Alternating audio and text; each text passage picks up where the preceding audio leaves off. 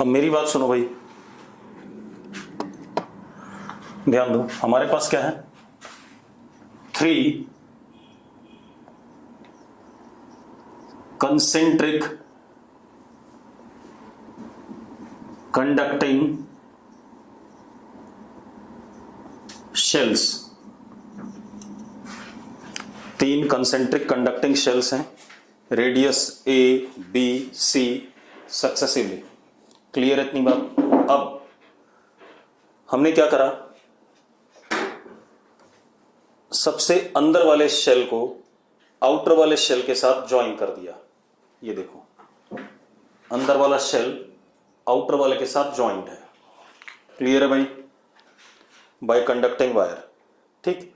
और मिडल वाला शेल अर्थ है। मिडल वाला शेल क्या है? अर्थ है। क्लियर है? ठीक। हमें क्या बताना है? फाइंड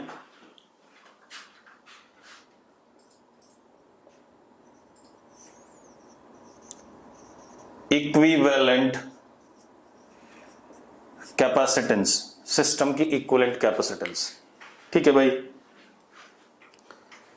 अब मेरी बात ध्यान सुनना। आप ऐसे देखो, अगर हम बाहर वाले के पोटेंशियल को V कहते हैं, मतलब कुछ चार्ज दिया उसकी वजह से बाहर वाले का पोटेंशियल V हो गया, ठीक है, तो अंदर वाला इनर मोस्ट का भी पोटेंशियल V होगा।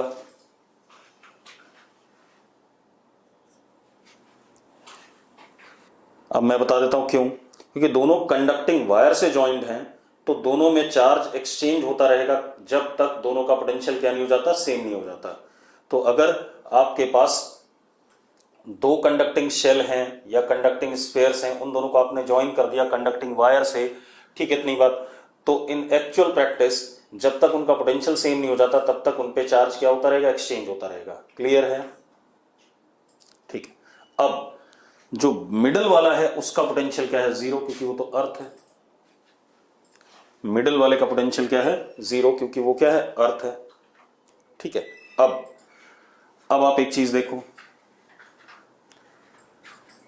अगर इसका पोटेंशियल V है, पॉजिटिव मान लें, तो इस पे कुछ पॉजिटिव चार्ज रहा होगा, उससे लाइंस बाहर की तरफ निकलेंगी और कहां जाके खत्म होंगी? इन्फिनिटी पे। और इन्फिनिटी पे पोटेंशियल क्या? 0। यस और नो? हर्षित यस लिख रहा है, खुशी यस लिख रही है, मेहित यस, ठीक है, क्लियर है। चलो अब मेरी बात सुनो। यहां पर क्योंकि लेस पोटेंशियल है, हायर पोटेंशियल है, तो इलेक्ट्रिक फील्ड अंदर की तरफ होगी ऐसे, ठीक है। और यहां पर इलेक्ट्रिक फील्ड ऐसे होगी, हायर से लोअर की तरफ। यस और नो? अब मैंने जो बातें कल बताई थी कि अगर इलेक्ट्रिक फील्ड का डायरेक्शन बदलता है, ठीक है, तो पैरेलल में होते हैं कैपेसिटर्स, ऐसा बताया था। अगर किसी इंटरफेस पे इलेक्ट्रिक फील्ड का डायरेक्शन बदलता है तो पैरेलल में होते हैं, ये बताया था मैंने। ठीक है, चलो कोई बात नहीं। अगर आप ऐसा नहीं जानना चाहते तो ऐसे देखो, ये हमारा C1 कैपेसिटर, ये हमारा C2 और ये हमारा C3। Potential difference across C1, C2 and C3 is V। C1 के अक्रॉस भी V माइनस 0, C2 के अक्रॉस भी V माइनस 0, C3 के अक्रॉस भी V माइनस 0। यस और नो? अब C1, C2, C3 हम आसानी से निकाल सकते हैं, क्योंकि वो तो चार्ज और पोटेंशियल पर डिपेंड नहीं करते हैं, वो कॉन्फ़िगरेशन पर डिपेंड करते हैं। तो C1 इन दोनों प्लेट्स के बीच की कैपेसिटेंस है, तो that would be 4 pi epsilon not AB upon B minus A। C2 इन दोनों के बीच की है, तो कितना? 4 pi epsilon not BC upon C minus A। C3 4 pi epsilon not C। Yes और नो? चलो, अब अगर ये तीनों कैपेसिटेंस हमने लिख ली, अब मेरी बात ध्यान सुनो। C1, C2 C3 in parallel, और अगर ये पैरेलल में तो C equivalent is C1 plus C2 plus C3, C1 plus C2 plus C3, yes और नो? अब C1 C2 C3 की वैल्यू आपको पता है, वैल्यू पुट करो, आपको रिजल्ट मिल जाएगा कि नहीं मिल जाएगा? ठीक है, चलो अब हम अगला क्वेश्चन देखते हैं बेटा। तो ऐसी और भी कंसेंट्रिक स्फेरिकल कंडक्टिंग शेल्स में और भी अरेंजमेंट बन सकते हैं, वो बनते जाएंगे, मैंने आपको 3-4 अरेंजमेंट बता दिए। अब हम अगला देखते हैं। अब आ जाओ, सिलिंड्रिकल कैपेसिटर, सिलिंड्रिकल कैपेसिटर। अब सिलिंड्रिकल कैपेसिटर क्या है, ध्यान सुनना। हमारे पास क्या है, दो large concentric conducting cylindrical shells, बता रहा हूं लार्ज है भाई, काफी लेंथ बहुत बड़ी है इसकी। एक ये,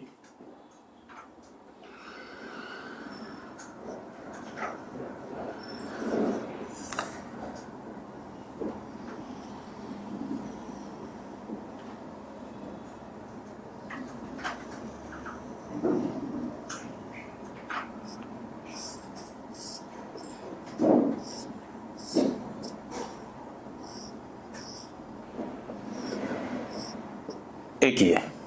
ठीक है, इतनी बात। क्या है हमारे पास, two large concentric conducting cylindrical shells.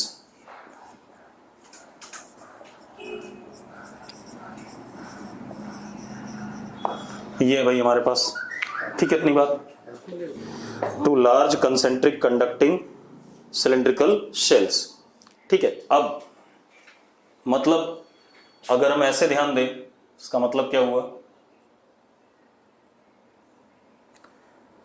अंदर वाले कंडक्टिंग शेल का रेडियस a,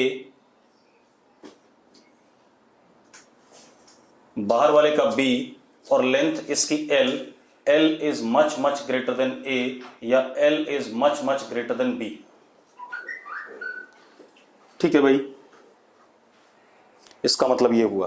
अब क्या कहानी है, हमने क्या करा, आउटर वाले को अर्थ कर दिया, आउटर वाले शेल को अर्थ कर दिया। अब आप एक चीज देखो, अगर हम इस वाले शेल को कुछ चार्ज देते हैं तो चार्ज डेंसिटी प्लस सिग्मा आएगी, और इधर क्या आएगी, माइनस सिग्मा आएगी। यस और नो? अरे यस और नो, यही आएगा। अब हमें करना क्या है, कैपेसिटेंस अगर हमें निकालनी है C, तो charge on any one of the surface, let it be Q, upon potential difference V inner minus V outer, और हमें पता है V outer is 0 and this is V inner. हाँ या ना? क्योंकि आउटर वाला अर्थ है तो उसका पोटेंशियल क्या, 0। ठीक है भाई, चलो अब इतनी बात हो गई।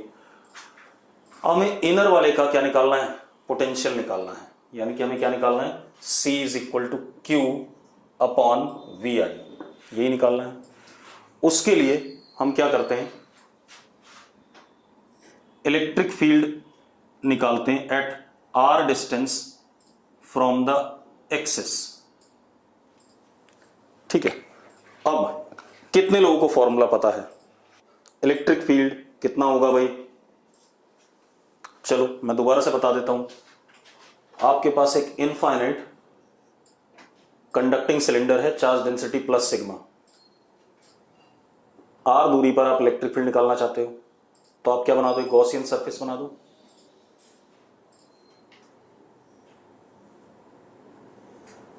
ठीक है, अब इलेक्ट्रिक फील्ड ऐसे होगा E और ये हमारा DS।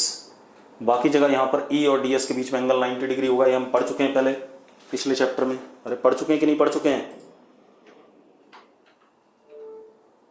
ठीक है, अब देखो जरा, अब क्या कहानी है।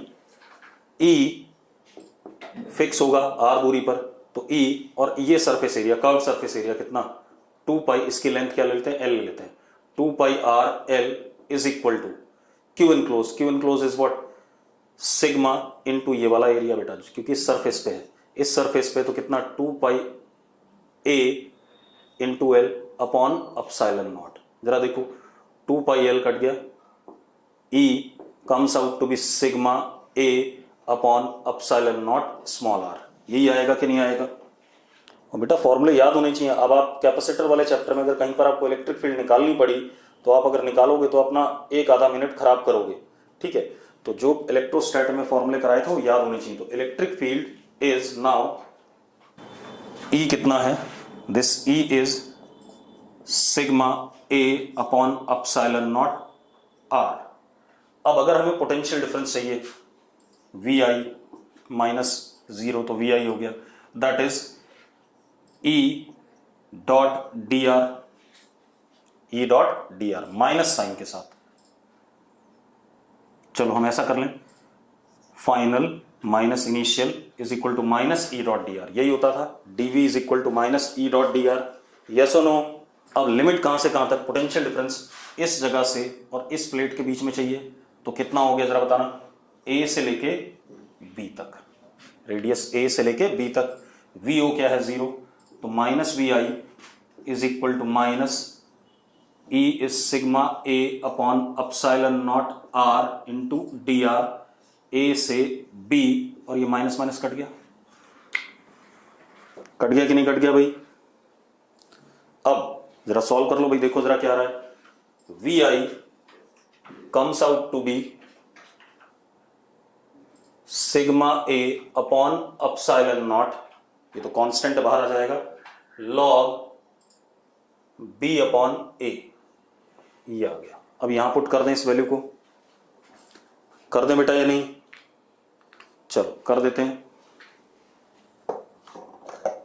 अब कैपेसिटेंस में पुट कर देते हैं, तो C is equal to Q upon sigma A upon epsilon naught, epsilon naught ऊपर चला गया, लॉग B अपॉन A। अब या तो हम सिग्मा को Q के टर्म में लिखें या Q को सिग्मा के टर्म में लिख दें, तो Q को लिख देते हैं सिग्मा के टर्म में। Q is charge on this curved surface of capacitor, inner वाले के कर्व्ड सरफेस पे है ये Q चार्ज, तो Q is equal to sigma 2 pi A into L। इतना ही होगा कि नहीं होगा? अरे होगा। हर्षित यस लिख रहा है, बाकी लोग, सूर्य यस लिख रहा है, तिशा ने यस लिखा, मिहित ने यस लिखा, गुड। चलो अब वैल्यू पुट कर दें भाई, तो C is equal to sigma 2 pi A L epsilon naught upon sigma A log B upon A। Sigma A cancel out हो गया, तो C comes out to be 2 pi epsilon naught L upon log B by A। ठीक है भाई, पंखे में सबसे ज्यादा यही वाला कैपेसिटर यूज किया जाता है, या ज्यादातर डिवाइसेस में यही वाला कैपेसिटर यूज किया जाता है, जिसको कंडेंसर बोलते हैं। ठीक है, ये आ गया हमारे पास। अब मेरी बात सुनो, ठीक है, ये तो आ गया कैपेसिटेंस पूरे सिलेंडर का, जिसकी लेंथ L है और L बहुत बड़ी है भाई। ठीक है, इतनी बात, L क्या है, बहुत बड़ा है, that is of infinite length भी मान सकते हैं, बहुत बड़ा है। तो अगर मुझे C बाय L कर दूं मैं, C बाय L मतलब इज C पर यूनिट लेंथ, कैपेसिटेंस पर यूनिट लेंथ, किसके बराबर आ गया, C पर unit length comes out to be 2 pi epsilon naught upon log b by a। ये आ गया भाई, ठीक है। अब 2 pi epsilon not upon log b by a पर यूनिट लेंथ आ गया। मान लो ये वैल्यू 1 आ रही है, आपको 2 माइक्रोफैराड वाला चाहिए तो आप कितनी लेंथ ले लोगे, 2 यूनिट ले लोगे। अगर आपको 3 वाला चाहिए तो आप 3 लेंथ ले लोगे। अगर ये हाफ आ रहा है और आपको 1 वाला चाहिए तो आप क्या ले लोगे, 2 लेंथ ले लोगे। यस और नो? अगर भाई आप 2 pi epsilon not upon log b by a मान लो 10 आता है, कितना आता है 10, और आपको 30 वाला कैपेसिटर चाहिए तो आप क्या करोगे, उसी सिलेंडर की 3 यूनिट लेंथ ले लोगे। तो कितना हो जाएगा, इंटू 3 हो जाएगा, कितना हो गया, 30 हो गया। अगर आपको 40 वाला चाहिए तो 4 यूनिट लेंथ ले लोगे उसकी, तो कितना आ गया, 40 वाला आ गया। क्लियर है? चलो अब ये हो गया सिलेंड्रिकल कैपेसिटर। अब जरा देखो भाई, इसके बाद हम एक और काम कर सकते हैं, ध्यान सुनो। अगला एग्जाम्पल क्या ले रहा हूं मैं, मेरे पास एक कंडक्टिंग स्फीयर है,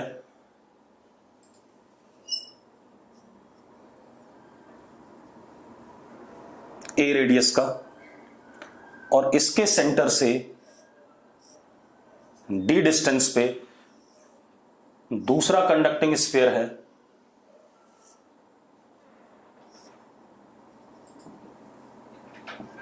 कितने रेडियस का, बी रेडियस का। ठीक है भाई, हमारे पास 2 कंडक्टिंग स्फीयर हैं, ठीक है, जिनके सेंटर्स के बीच की दूरी कितनी है, डी, एक का रेडियस ए, एक का बी। अब हमने क्या करा, हमें इक्विवेलेंट कैपेसिटेंस चाहिए इस सिस्टम की। भाई कोई भी कंडक्टर का अरेंजमेंट कैसा भी हो, ठीक है, इतनी बात, हमें क्या मिलता है उससे, इक्विवेलेंट कैपेसिटेंस हम निकाल सकते हैं। ठीक है, अब कैसे निकालेंगे, मेरी बात ध्यान सुनना। सपोज मैंने इसको चार्ज दिया प्लस क्यू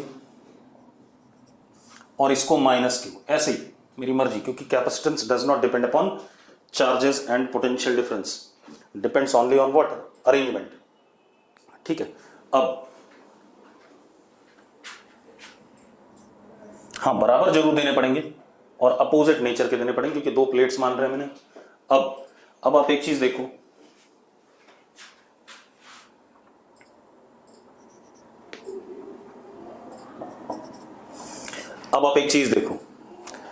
अगर मैं पोटेंशियल ऑफ ए की बात करूं तो पोटेंशियल ऑफ ए इज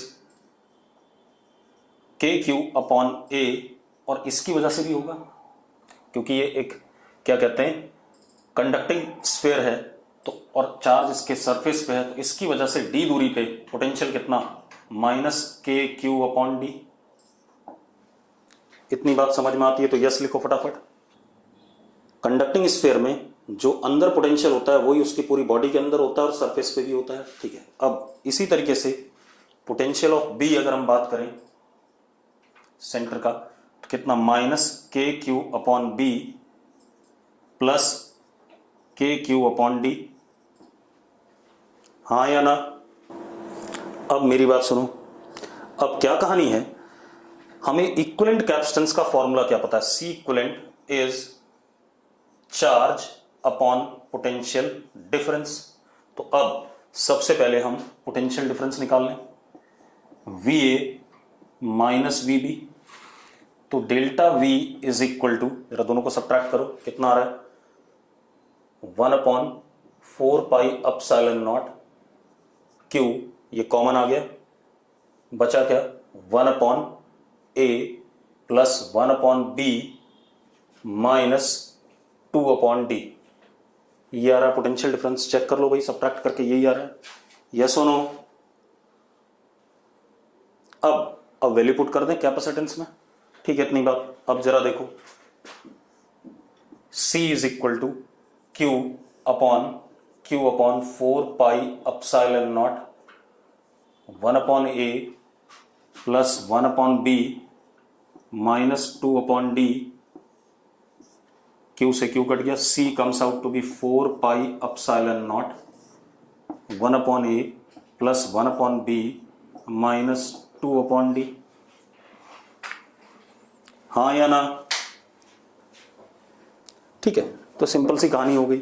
और भी बहुत सारे अरेंजमेंट बन सकते हैं, मैंने आपको 2 4 10 अरेंजमेंट बता दिए कल और आज की क्लास मिला करके। अब हम क्वेश्चन करेंगे बेटा, धनंजय शुक्ला, सर्किट का कैपेसिटर का यूज क्या है? कैपेसिटर का यूज ये है भाई, सुनो एक मिनट, ये अपने दोनों प्लेट्स के बीच में इलेक्ट्रोस्टैटिक एनर्जी स्टोर करता है। धनंजय, हाँ या ना? करता है भाई, ठीक है।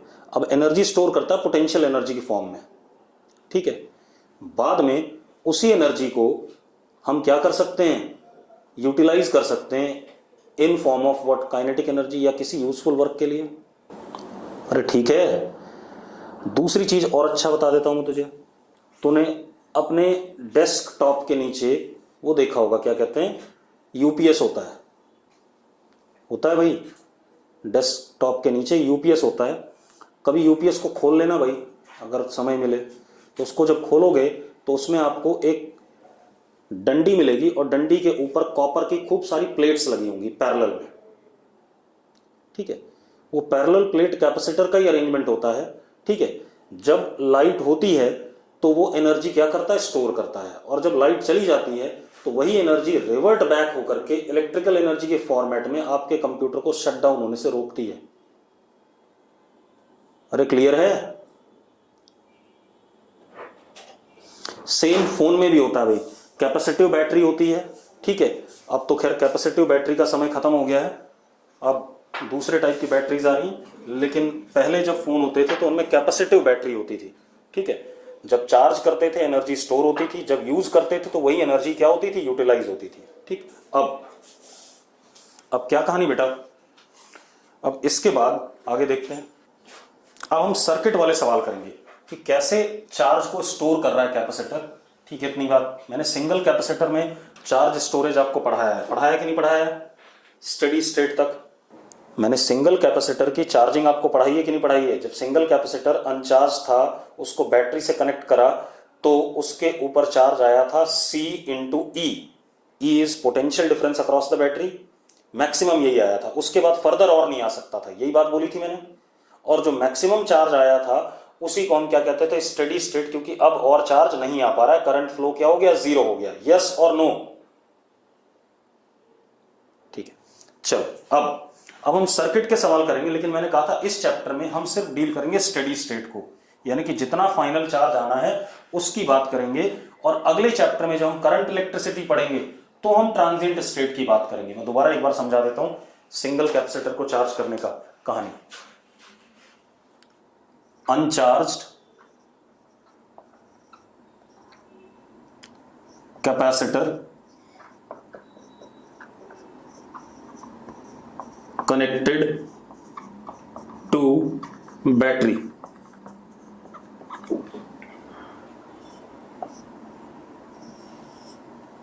मैं जल्दी से इसको बता देता हूं।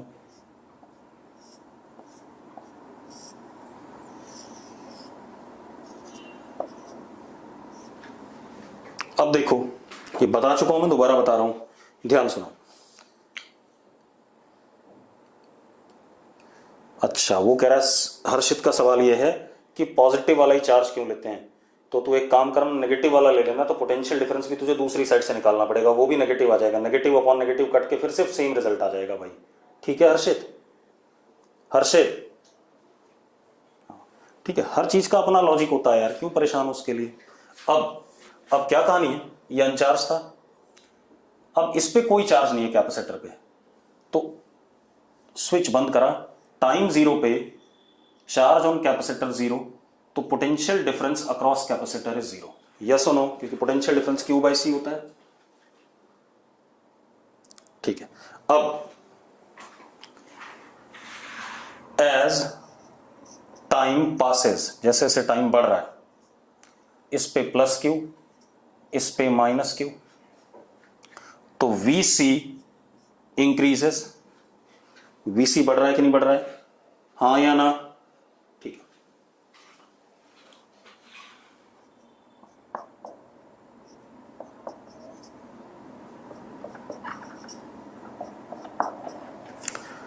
I exist या I नॉट इक्वल टू 0, ये चार्ज फ्लो कर रहा है। अब फिर से बढ़ेगा dq dq dq dq, तो फर्दर vc बढ़ेगा।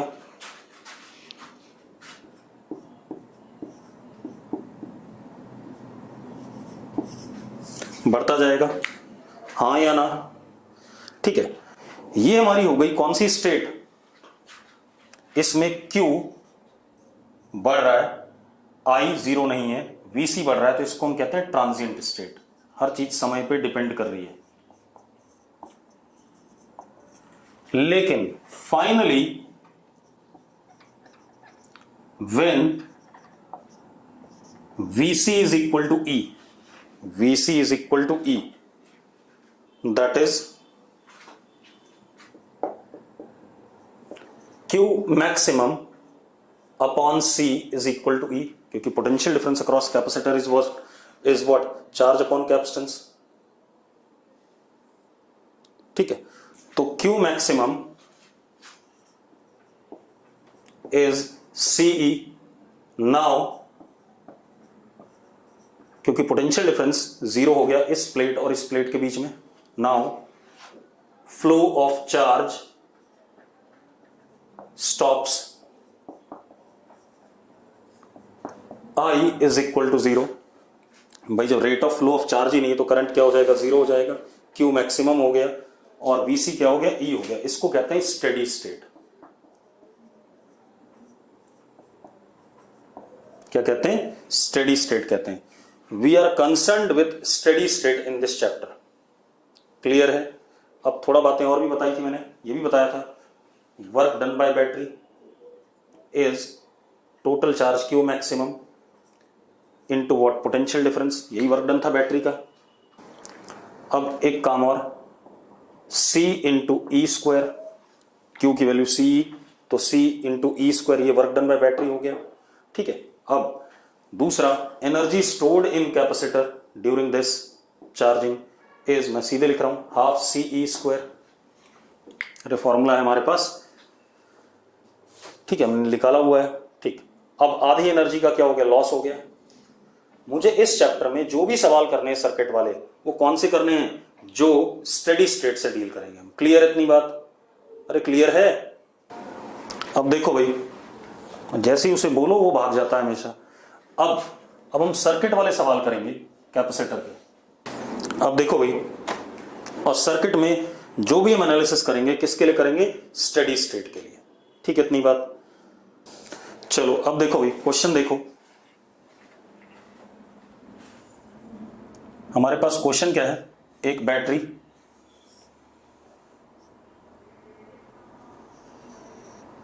एक ये कैपेसिटर,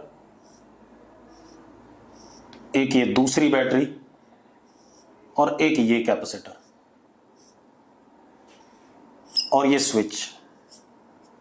ये कैपेसिटर 2 माइक्रोफैरेड, ये कैपेसिटर 4 माइक्रोफैरेड, 24 वोल्ट की बैटरी और ये 12 वोल्ट की बैटरी। मतलब EMF of one of the battery is 24 volt and that of other is 12 volt. Yes और नो? ठीक है, मुझे करना क्या है? अगर मैं ये स्विच बंद करता हूं, अच्छा इनिशियली कैपेसिटर्स अनचार्ज्ड दे रखा है मुझे,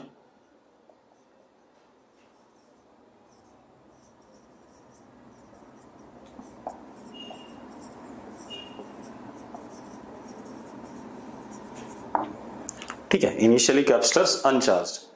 अब मुझे करना क्या है? अगर मैं स्विच बंद करता हूं, ठीक है, तो फाइनली दोनों कैपेसिटर्स पे चार्ज कितना आता है ये निकालना है, पहली चीज। दूसरा, ये पॉइंट A है, ये पॉइंट B है, ये C या P और ये Q। मुझे निकालना है VA minus VB potential difference, VP minus VQ potential difference. Clear है? ठीक है, मुझे तीन चीजें निकालनी है, charge on capacitors finally as well as potential difference across point A and B and P and Q. चलो अब मेरी बात ध्यान सुनो भाई, करने के बहुत तरीके हैं सर्किट के सवाल। हमारे पास हमने किरचॉफ के दो लॉ पढ़े हैं, एक पढ़ा हमने लूप लॉ और एक पढ़ा हमने नोड लॉ या जंक्शन लॉ। ठीक है, अब अगर आप इस सवाल को देखो तो क्या इस सवाल में कहीं पर जंक्शन है? हर्षित लिख रहा है नो, नो बिल्कुल ठीक, नो नहीं है। ठीक है, इतनी बात। तो हम इसमें क्या कहते हैं, फर्स्ट लॉ तो नहीं लगा सकते। ठीक है, अब लूप लॉ लगा सकते हैं। ठीक है, अब कुछ लोगों को जब लूप लॉ पढ़ाया गया होगा या स्कूल में कुछ लोगों ने पढ़ लिया होगा ये, ठीक है, तो उन्होंने क्या पढ़ा होगा कि आप ये मानो कि इस वाली बैटरी ने चार्ज Q1 सप्लाई करा, इस वाली ने Q2 सप्लाई करा, ऐसे कुछ पढ़ते हैं शायद। यस और नो? मैं ऐसा नहीं कर रहा हूं। मुझे एक बात पता है, जब मैं स्विच बंद करूंगा तो ये एक सिंगल लूप है। क्या है ये? सिंगल लूप है। सिंगल लूप में किसी भी समय पोटेंशियल डिफरेंस का sum across all circuit elements will be zero. मानते हो या नहीं मानते हो?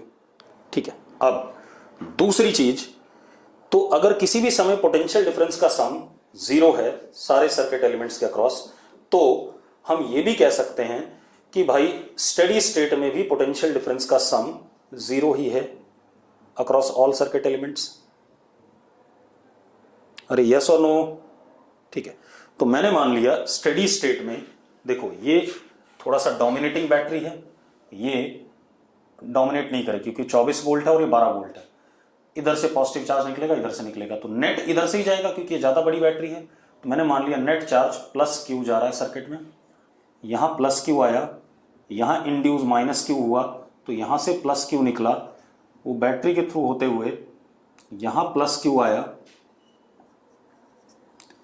यहां माइनस क्यू आया, और यहां दोबारा से प्लस क्यू निकल के आ गया। यस और नो? ठीक है,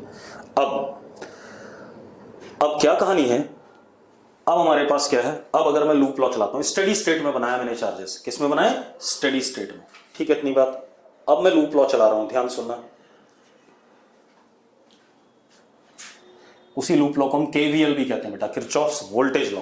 क्या कहते हैं? Kirchhoff's voltage law. तो इस डायरेक्शन में चला रहा हूं, आप किसी भी डायरेक्शन में चलाओ, ऐसे चला लो, मैं ऐसे चला रहा हूं, यहां से चले, तो potential difference across this capacitor is Q/4। हाँ या ना? फिर इधर से इधर, हायर से लोअर, तो +12 प्लस Q/2, लोअर से हायर -24 इज इक्वल टू 0। इस लाइन में किसी को दिक्कत हो तो बता दो मुझे, अगर दिक्कत है, अगर क्लियर है तो लिखो क्लियर है फटाफट। अब क्या कहानी है देखो, एक मिनट।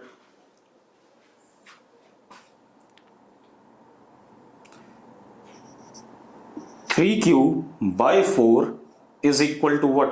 12। मैंने सॉल्व कर दिया भाई इन दोनों को। 3Q/4 हो गया अपॉन इज इक्वल टू 12, तो बेटा कितना हो गया? Q is equal to 16। Q कितना आ गया? 16 माइक्रो कूलम आ गया भाई। ठीक है, तो Q 16 माइक्रो कूलम आ गया, ये आ गया। ठीक, अब मेरी बात सुनो, लूप लॉ कैसे देखें? गगनदीप का सवाल है भाई। मैंने ऐसे करके, एक ही लूप है, मैंने ऐसे करके ऐसे चल दिया, तो जब मैं यहां से यहां जा रहा हूं तो potential difference across capacitor is, higher से लोअर जा रहा हूं, +Q/4, फिर इस पे आया हायर से लोअर +12, फिर इस पे आया हायर से लोअर +Q/2, फिर लोअर से हायर -24।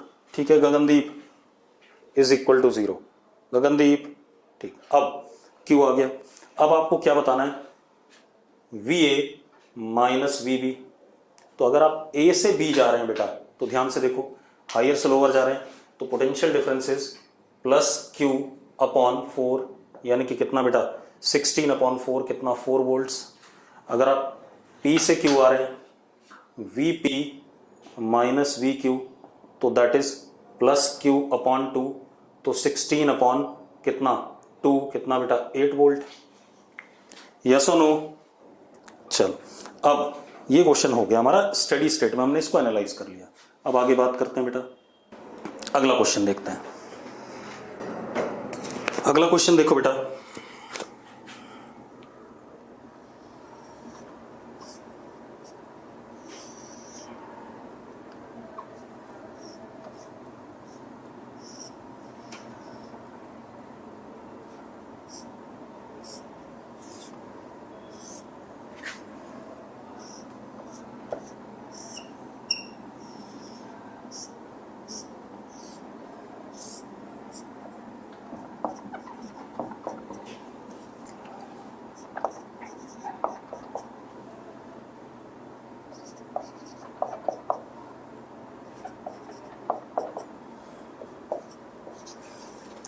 इनिशियली सारे कैपेसिटर्स अनचार्ज हैं, ठीक है। इनिशियली सारे कैपेसिटर्स अनचार्ज हैं। आपको क्या बताना है, जब हमने 12 वोल्ट की बैटरी लगा दी ऐसे, तो सारे कैपेसिटर्स पे चार्ज कितना आएगा, ठीक है। इतनी बात, charge on each capacitor. Clear है भाई। चलो अब मेरी बात ध्यान सुनो। इसको करने के हमारे पास दो तरीके हैं, एक नोड या किरचॉफ्स फर्स्ट लॉ, और दूसरा second law that is loop law, ठीक है। तो पहले मैं सेकंड लॉ से करता हूं क्योंकि अभी अभी हमने करा है, उसके बाद फर्स्ट लॉ से करेंगे। अब आप देखो हमारे पास दो लूप हैं, एक ये मान सकता हूं इसे। तो मैंने क्या करा, इस लूप में स्टेडी स्टेट में चार्ज प्लस Q1 फ्लो किया, ठीक है। मैंने मान लिया ऐसे प्लस Q1। क्लियर है भाई। कुछ भी मान लो, अपने आप आ जाएगा रिजल्ट, ठीक है। इतनी बात। अब इस वाले लूप में ऐसे करके प्लस Q2 फ्लो किया, मैंने ऐसे ही मान लिया। दो लूप हैं, एक लूप में ऐसे करके प्लस Q2, ऐसे करके प्लस Q1। कोई दिक्कत है इसमें, ठीक है। कुछ लोग ऐसे भी करते हैं, मैं बताता हूं। कुछ लोग कैसे करते हैं कि यहां से चार्ज Q निकला, यहां पर दो हिस्सों में डिवाइड हो गया, इधर और इधर। ये भी कर सकते हो, मैं मना नहीं कर रहा हूं। अरे यस और नो, मैं वो भी करके दिखा दूंगा अभी आपको, ठीक है। आपको सिर्फ चार्ज चाहिए फाइनली यार, तो आप क्यों परेशान हो उसके लिए। अब आप एक चीज देखो, ध्यान से देखना। ये प्लस Q1 ऐसे आ रहा था, तो यहां प्लस Q1, इस पे माइनस Q1 इंड्यूस हुआ, फिर ये प्लस Q1 ऐसे आया और इधर गया क्योंकि इसी लूप में फ्लो कर रहा है। तो प्लस Q1 माइनस Q1 और फिर ऐसे करके निकल गया। इधर देखो, plus Q2 minus Q2, plus Q2 निकला, प्लस Q2 माइनस Q2, फिर ऐसे आकर के ऐसे जा रहा है। तो यहां क्या निकला, प्लस Q2। ऊपर गया क्योंकि इसी लूप का है, तो यहां कितना प्लस Q2 और यहां कितना minus Q2।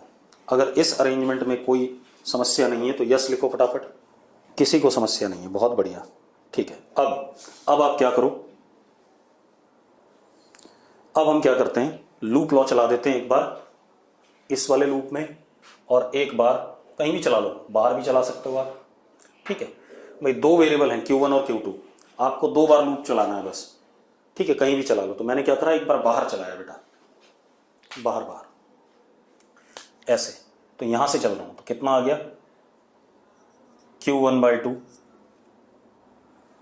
Plus Q2/4 plus Q2/4 minus 12 equal to 0। कितना आ गया, Q1 plus Q2 is equal to 24। ये आ गया। जरा देखो भाई, ये आ रहा है कि नहीं आ रहा फर्स्ट इक्वेशन, ठीक है। अब मजेदार बात क्या है, अब हम इस वाले लूप में चल देते हैं बेटा, ठीक है। इसमें जब चलेंगे, ये फर्स्ट इक्वेशन आ गई, इसमें ऐसे चल देते हैं मान लो, ठीक है। ऐसे चलते हैं। तो जरा देखो, Q2/4 प्लस Q2/4। अब मुझे नहीं पता कौन बड़ा है, पॉजिटिव नेगेटिव नहीं पता, तो जैसा चार्ज दे रखा है वैसा ही ले लेंगे, ठीक है, वो अपने आप एडजस्ट कर जाएगा। ठीक है, इतनी बात। तो क्या हो गया, Q2 माइनस Q1/2, तो plus Q2 minus Q1/2 is equal to 0। ठीक है, अब जरा देखो,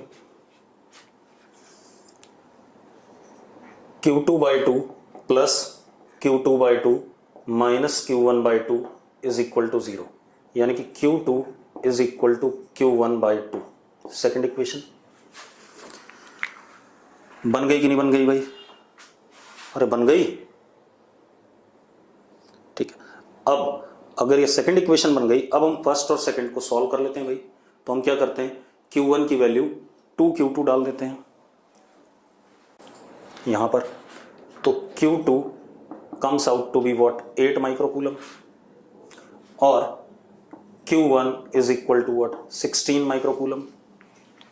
यस और नो?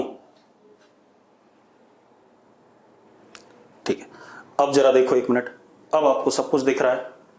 जरा दोबारा बना देता हूं सर्किट।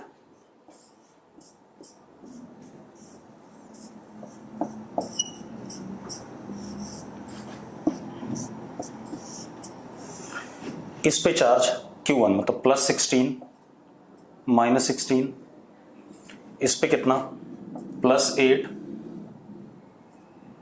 Minus 8 plus 8 minus 8। यहां पर देखो Q1 माइनस Q2 यानी कि 16 माइनस 8 कितना, प्लस 8 माइनस 8। यस और नो? अरे यस और नो? ठीक है, चलो अब इसको दूसरे तरीके से करते हैं, लूप लॉ दूसरे तरीके से लगाते हैं, फिर जंक्शन वाला लगाएंगे। ठीक है, एक काम और करते हैं, दूसरे तरीके से करते हैं इसी क्वेश्चन को।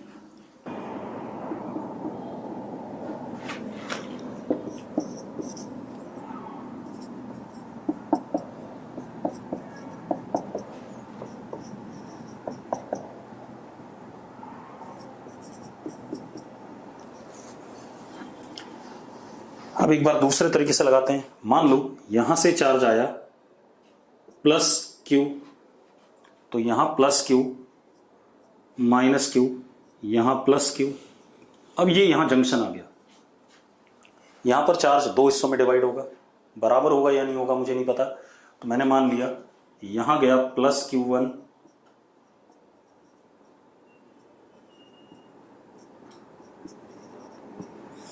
यहां गया प्लस Q2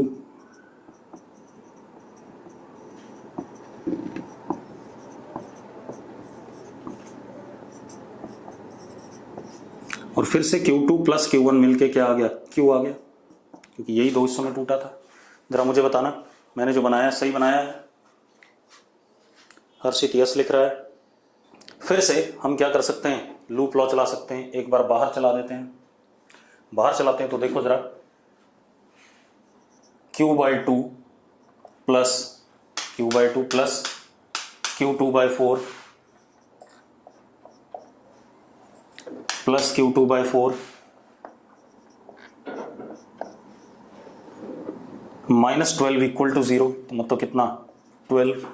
तो कितना आ गया, Q plus Q2 is equal to 24।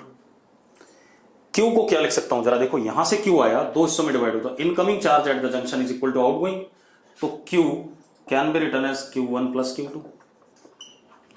तो ये क्या हो गया, Q1 प्लस Q2, तो कितना हो गया, Q1 plus 2Q2 is equal to 24। This is equation 1। हाँ या ना? अरे हाँ या ना, जल्दी। अब हम एक और काम कर सकते हैं, अब हम इस वाले लूप में घूम जाएं, यहां पर अंदर ही अंदर। तो जरा देखो कितना आ गया, Q2/4 प्लस Q2/4 यानी कितना, Q2/2। मैं थोड़ा सा जल्दी कर रहा हूं, इधर आए, माइनस Q1/2। जरा देखो, minus Q1/2 is equal to 0, तो Q2 is equal to what, Q1, equation 2। Yes और नो? अब जरा देखो, अगर Q2 की बात करें, सॉल्व करें, तो इसको Q2 लिखें, तो Q2 कितना आया, Q2 is equal to 8, Q1 is also what, 8, and Q is what, 16। हाँ या ना? अब जरा सर्किट बना के फिर से दोबारा से चार्जेस दे देते हैं, देखो जरा।